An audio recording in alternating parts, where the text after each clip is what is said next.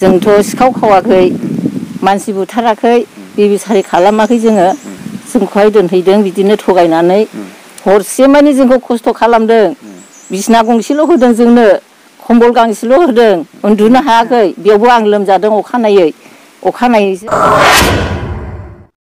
आंनि चेनेलनि नायगिरि गेदेरमा रायजो राजा भिडिअनि फुटेजाव नायनानै बा थाम्बनेलाव नायनानै बुजिखाबाय जानो हागौ बेसेबां दुखुनांथाव जोंनि हारिनि गेजेराव मानो बेबायदि फुथाब जाबाय थादों।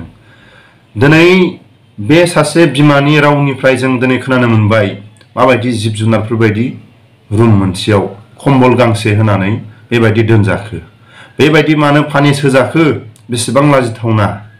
दिनै बे सासे बिमानि खुगानिफ्राय बेबायदि जों खोनानो मोननाया बेसेबां लाजिथावना। प्रमद बर'आ बुंदोंमोन सान्ति शक्तिनि खोथाया बहा थांखो।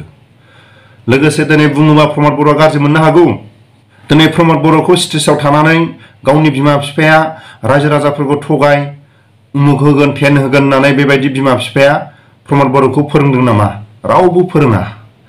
प्रमद बर'आ दिनै गासैबो न'खर साख्रि होगोन माखासे दिनै रायजो राजाफोरनि खाथियाव समायना रमायना सुइजारलेण्ड बानायगोन बेफोरखौ गावनि बिमा बिफाया बेबायदि थगायनो होदों नामा? मालाबाबो होआ।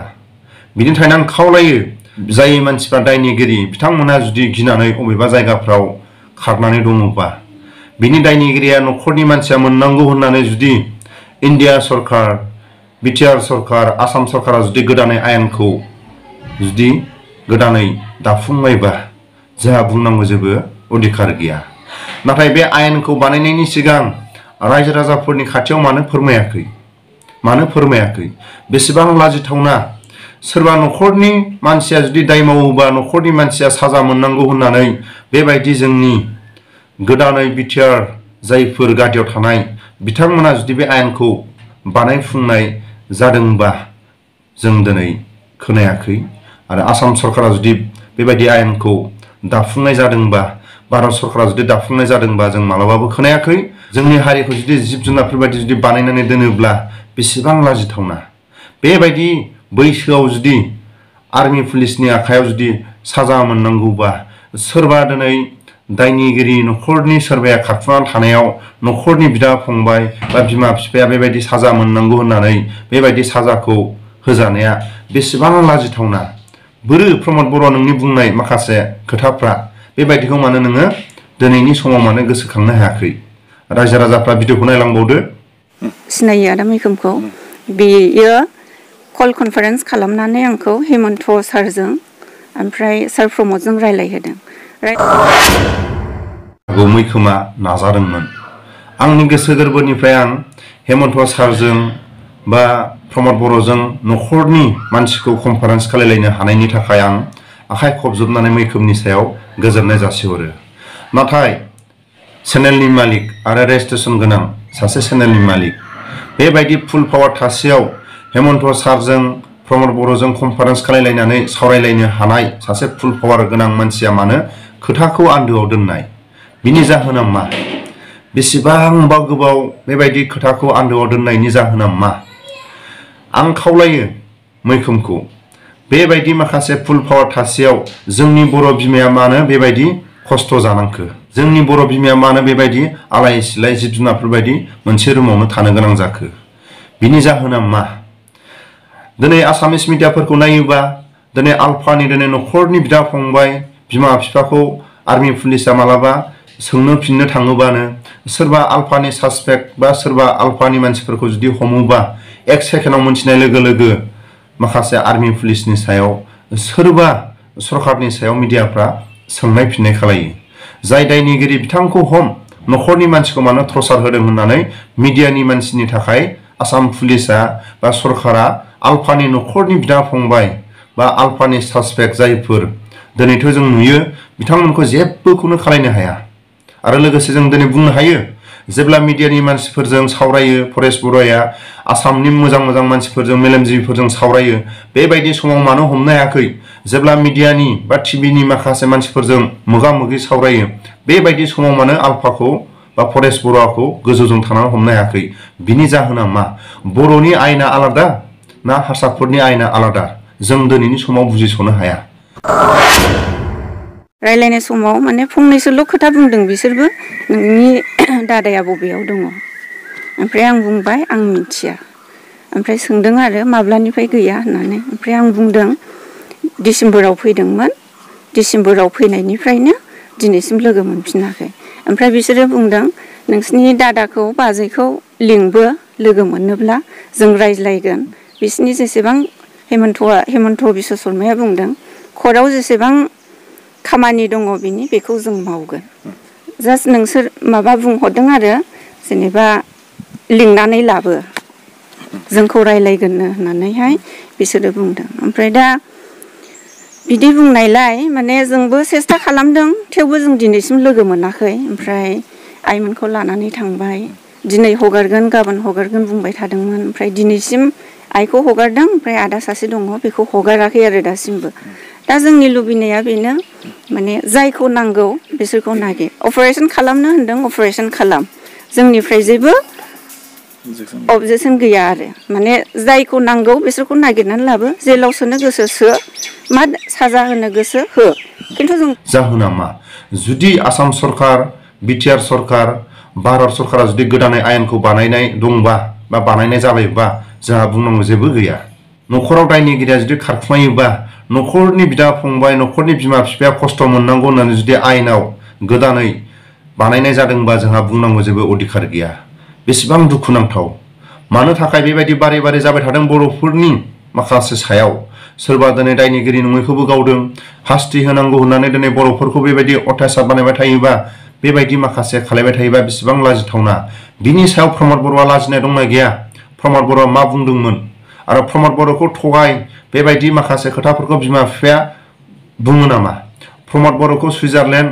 माबालेण्ड उमुकटेन रायजो राजाफोरनो बेबायदि होगोन होननानै जेब्ला स्टेजाव बुङो बेबायदिखौ बिमा बिफाया फोरोंदों नामा रावबो फोरोङा बिनि दायनिगिरिया जाय दायनिगिरि बे बिथाङा दायनिगिरि प्रमद बर'आ जुदि नंखाय बाथ्रा बुंनानै जुदि बर'फोरखौ दंस' खालायोबा दायनिगिरिया प्रमद बर' जागोन सोरबा बिमा बिफा जानाय नङा बा न'खरनि मानसिया जानाय नङा न'खरनि मानसियाथ' प्रमद बर'खौ बुङाखै बेबायदि थगाय बेबायदि उमुक उमुक खामानि माव होननानै मालाबाबो न'खरनि बिमा बिफाया बुङाखै अब्ला दिनै सोरबा दिनै केसनि थारिखखौ गिनानै खारखुमाबाय बिनि दायनिगिरिया बिमा बिफाफ्रा जानांगौ बा सोरबा न'खरनि मानसिया जानांगौ होननानै जुदि गोदानै आयेना दाफुंजानाय जादोंबा जोंहा बुंनांगौ जेबो गैया लोगोसे आं दिनैनि समाव आं खावलायो हारसाफोरनि आयेना बेलेग बर'नि आयेना बेलेग नामा आलफाखौ मानो दिनै बेबायदि दिनै एसेबां आसामनि मेलेमजिबिफोरजों दिनै माखासे सावरायहरनायखौ मानो रायजो राजाफोरनि मेगनाव मानो दिनै बे माइगाब जुजाइखौ मानो बानायदों जों दिनै बुजिस'नो हायाखै बिनि थाखायनो आं खावलायो एसेबां मैखोमा बेबायदि फुल पावार थासेयाव बे जोंनि बर'फोरनि माखासे चेनेलखौ जों बोरै फोथायबावगोन जुदि सोरबा चेनेलनि मालिकानो जुदि मोनसेसेयावबो जुदि खोथाखौ रायजो राजाफोरनो गुवारै जुदि फोरमायाबा आरो सरकारनि सायाव जुदि खोथा फंसेबो बुंनो हायाबा जोंनि बर'नि माखासे मिडियाफोरनि सायाव जों बेसेबां जों फोथायनो हागोन उननि समाव जों दिनै बुजिस'नो हाया बिनि थाखायनो आंनि बुंनायफ्राव गोरोन्थिफोर जादोंब्ला आखाइ खबजोबनानै आंनि बुंनायफ्राव गोरोन्थि जादोंब्ला मैखोम बिथांनाव आं आखाइ खबजोबनानै आंनि चेनेलनि नायगिरि रायजो राजाफोरनि खाथियाव गोरोन्थिनि सायाव आं निमाहा मोनगोन होननानै बयनिबो खाथियाव आं आसा खालामो रायजो राजाफ्रा भिडिअखौ एसे नायलांबावदो बे बिसाखौ दाय गैयिखौनो दोनहैबाय जोंथ' सिखाव खावाखै मानसि बुथाराखै बेबिसारि खालामाखै जोंखौहाय दोनहैदों बिदिनो थगायनानै हरसे मानि जोंखौ खस्थ' खालामदों बिसना गंसेल' होदों जोंनो खम्बल गांसेल' होदों उन्दुनो हायाखै बेयावबो आं लोमजादों अखानायैसो बुंजानानै जोंनो बिसनाखौ आलदा आलदा होदों सिबो आलदा होदों बिनिफ्राय हस्पिटालाव लांनानै आंखौ ट्रिटमेन्ट खालामबाय आरो दोनै दोनबावबाय बेयावनो आं प्रेसारजों माबा जानानै आंखौ हगारदों आरोखि दा आंखौबो हगारखायामोन बिदि प्रेसार बारा जानानैसो आंखौ हगारदों दा आं बे फिसाखौ आं हगारजानो लुबैदों माने जों दाय गैया नालाय दायनिगिरिखौ नागिर जों दा नागिरबो होनना नागिरनांगौ सरकारा दायनिगिरिखौ जोंखौ हगारनांगौ बेनो आरो आंनि खावलायनाया 20 दिन दोननानै आंखौहाय बे प्रेसारनि माबायाव हगारदों ओमफ्राय बे आमगुरि थानानि जे असिया हिनजावखौबो लाबोफाखै हिनजावथ' सासे नांगौमोन ना हौवाफोर गोजा लानानै थांदों बेबायदि आरोखि ओमफ्राय दानो दोनफैफिनगोन माने एसबि सारा स्टेटमेन्ट लानो लिंहरदों नोंसोरखौ जों दानो दोनफैफिनगोन होननानै थगायनानै लांदों। दोनहैनाय लोगो लोगो बियो खारखोमादों। बे खारखोमायै आंखौ लाबोजासे बियो नुजायाखै आरो एसबि साराबो नुजायाखै बिदि जादों। खावलायनाया बेनो बे बिसाखौहाय माने हगारनांगौ।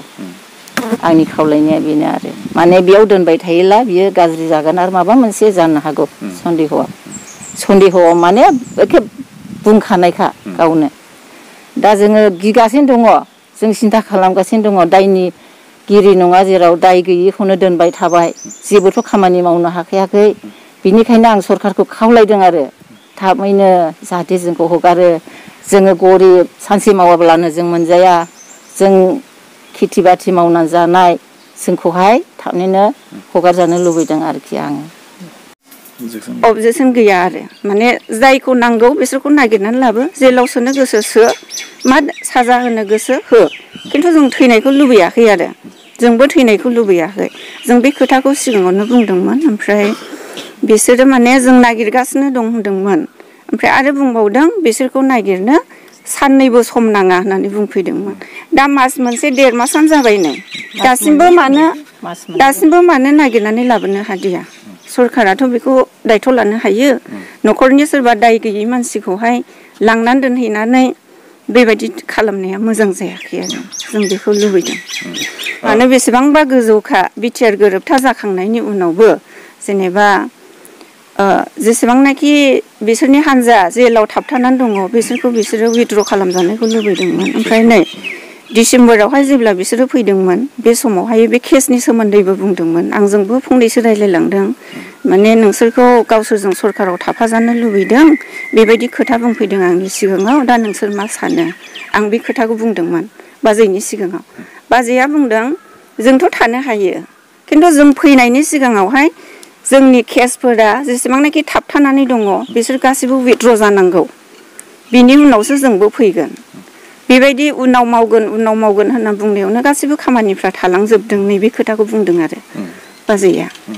दा जोंबो लुबैयो जेनेबा उइथड्र जानायखौ, जेनेबा सोरबा बायदिया बेबायदि खस्थ' मोननांनायनि गेजेरजोंनो सुइसाइडबो जानानै थैनानै थांनाय खौरांखौ जों मोनदों।